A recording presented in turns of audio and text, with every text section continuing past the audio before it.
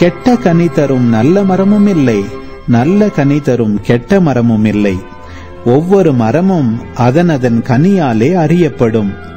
ஏனென்றால் முட்செடிகளில் அத்திப்பழங்களை பறிப்பாரும் இல்லை, முட்புதர்களில் திராட்சை கொலைகளை அறுத்து சேர்ப்பாரும் இல்லை.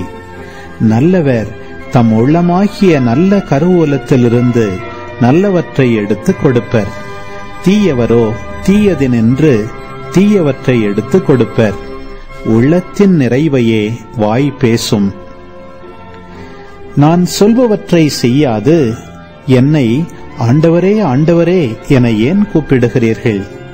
என்னிடம் வந்து என் வார்த்தைகளை கேட்டு அவற்றின்படி செயல்படும் எவரும் யாருக்கு ஒப்பாவார் என உங்களுக்கு எடுத்து காட்டுகிறேன்.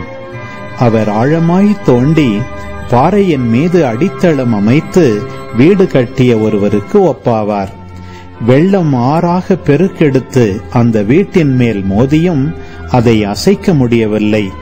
ஏனென்றால் அது நன்றாக கட்டப்பட்டிருந்தது.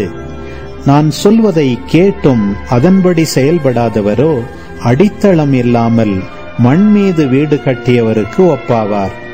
ஆறு பெருக்கெடுத்து அதன் மேல் மோதியவுடனே அது விழுந்தது.